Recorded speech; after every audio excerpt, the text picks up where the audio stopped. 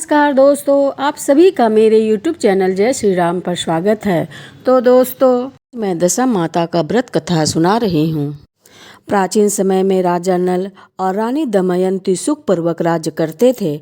उनके राज में प्रजा को किसी तरह की कोई समस्या नहीं थी, सभी सुखपूर्वक रहते थे। राजा नल और रानी दमयंती के 2 पुत्र थे। एक दिन ब्राह्मणी दशा माता को डोरा देने के लिए महल में आवाज़ लगा रही थी, डोरा लेने, दशा माता का डोरा ले लो। रानी दमयंती दशा माता के व्रत के बारे में नहीं जानती थी। वह दासी ने कहा, रानी दशा माता का व्रत और पूजन सभी सुहागन महिलाओं को अपने घर में सुख समृद्धि के लिए करते हैं तथा इस डोरे को पूजा कर गले में बांधती है। रानी ने दशा माता का डोरा लिया और पूजा कर गले में बांध लिया। एक दिन राजा नल ने वह डोरा देखा तो रानी दमयंती से कहा, आपके पास इतने सोने चांदी के जेवर हैं, फिर भी आपने यह गले में सूत का डोरा क्यों पहन रखा है?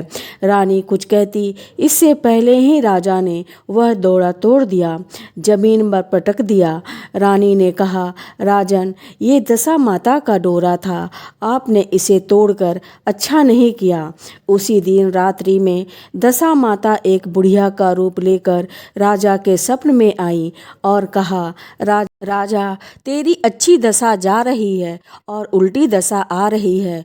तूने मेरा अपमान कर अच्छा नहीं किया है। ऐसा कहकर बुढ़िया अंतर्ध्यान हो गई।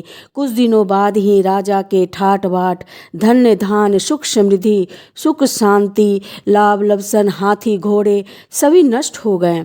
अब राजा की भूखे मरने की नौबत आ गई थी। एक दिन राजा नल ने अपनी रानी दमयंती से कहा, अब हमारे पास कुछ भी नहीं है, हम खाने तक को मोहताज हैं। आप बच्चों को लेकर अपने मायके चली जाइए। रानी दमयंती ने कहा, नहीं राजन, मैं आपको इस हाल में छोड़कर कहीं नहीं जाऊंगी। आप जहाँ रहेंगे मैं भी आपके साथ वहीं रहूंगी। तब राजा ने कहा, यहाँ हमें सब जानते हैं तो कोई हमें काम नहीं देगा। हम दूसरे राज्य में चलते हैं, वहीं कुछ काम कर लेंगे। दोनों दूसरे राज्य में कमाने के लिए चले गए। रास्ते में उनको भील राजा का महल दिखाई दिया।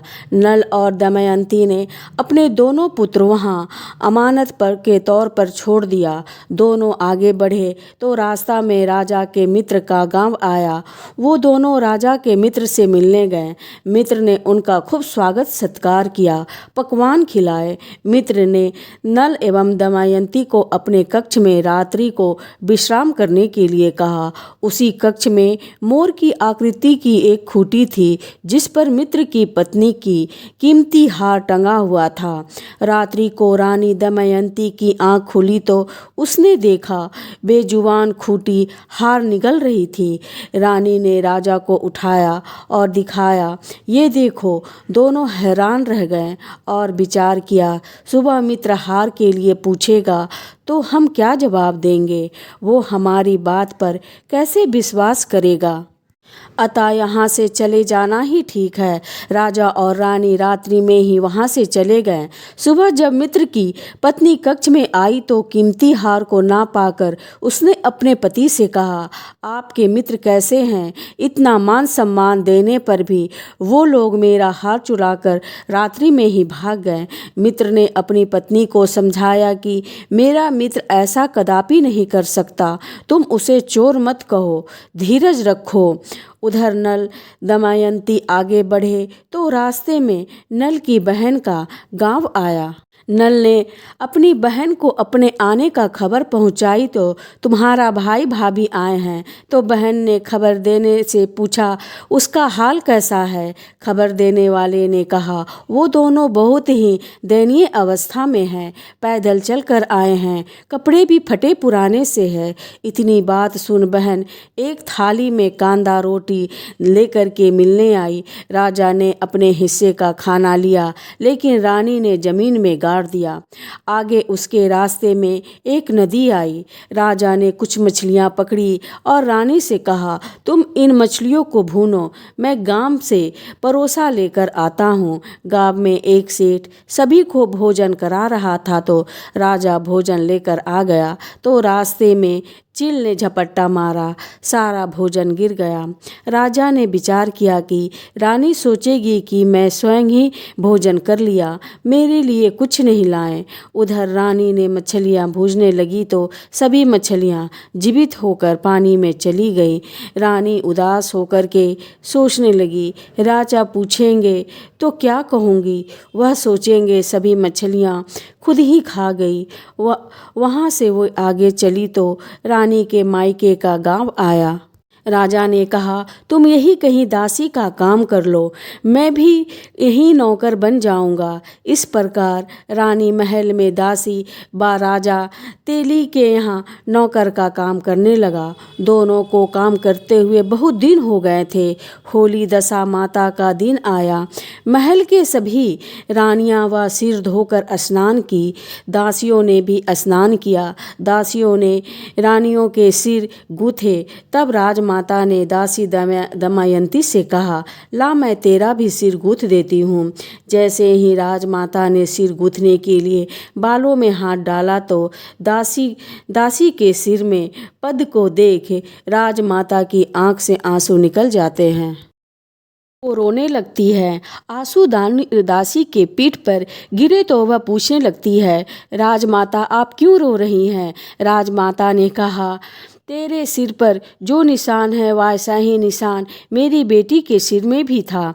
इसे देख मुझे उसकी याद आ गई। दासी ने कहा, मैं आपकी ही बेटी हूँ। मैं दशा माता का कोप के कारण बुरे दिन झेल रही हूँ, इसलिए यहाँ चली आई। माता ने कहा, बेटी ये बात तूने हमें क्यों नहीं बताई। रानी बोली, बता देते तो मेरे बुरे दिन कैसे कटते।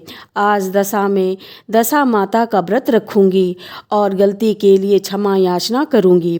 राजमाता ने कहा, और जमाई कहाँ है। बेटी बोली, वो भी इसी गांव में है, एक तेली के यहाँ नौकर हैं। राजमाता ना जाने जमाई की खोज कराई, उन्हें महल लाया, उन्हें स्नान करा करके नए वस्त्र पहनाए, भोजन करवाएं। रानी ने दशा माता का व्रत किया, कथा सुनी, डोरा लिया। माता की दया से राजा रानी के अच्छे दिन लौट आए। कुछ दिन वहीं बिताने के बाद उन लोगों ने अपने राज्य की ओर चलने की आज्ञा मांगी। पिता ने बेटी को खूब सारा धन देकर, लावा लश्कर, हाथी घोड़े इत्यादि देकर बेटी जमाई को विदा किया। रास्ते में वही जगह आई जहाँ चील ने झटका मारकर भोजन गिरा दिया था। राजा ने कहा, रानी तुमने सोचा होगा मैंने अकेले ही भोजन कर लिया, लेकिन ऐसा नहीं है। तुम्हारे लिए भोजन ला रहा था, लेकिन चील ने झटका मार उसे गिरा दिया था।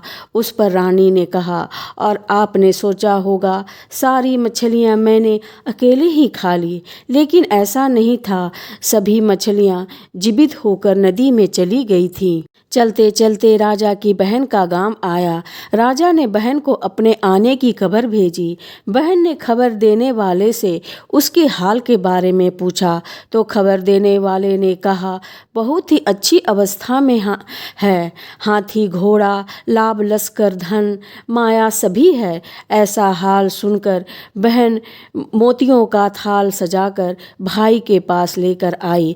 अब रानी दमयंती ने धरती से अपनी अमानत मांगी। उसने इस जगह को खोदा जहां उसने कांदा रोटी गाड़े थे।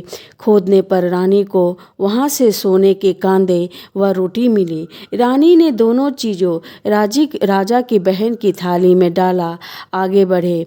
आगे वो अपने मित्र के घर पहुँचे। मित्र ने खूब मान सम्मान किया और मित्र को विश्वास के लिए अपने कक्ष में सुलाया। मध्यरात्रि में राजा ने देखा मोर की गर्दन जैसी टूटी हार जंगल उगल रही है। राजा ने अपने मित्र को बुलाया और दिखाया। आपने सोचा होगा हार हमने छुड़ा लिया, लेकिन हार तो खूंटी ने निगल लिया था। दूसरे दिन राजा ने अपने मित्र से चलने की आज्ञा ली। भील से अपने दोनों पुत्रों को लेकर राजा अपनी राजधानी को निकल पहुंचा तो प्रजा ने देखा राजा खूब लाव लश्कर हाथी घोड़े के साथ आ रहे हैं, तो उन्होंने उनका खूब स्वागत सत्कार किया। गाजे बाजे के साथ उन्हें महल पहुंचाया गया। राजा के पहले के जैसे ठाट बाट हो गए। जैसा कोप दशा माता के जैसा कोप दशा माता ने राजा रानी पर किया, वैसी किसी पर ना करना। बाद में जैसी दया राजा रानी पर की, वैसी दया कहानी सुनने वाले सभी पर करना। जय दशा माता की।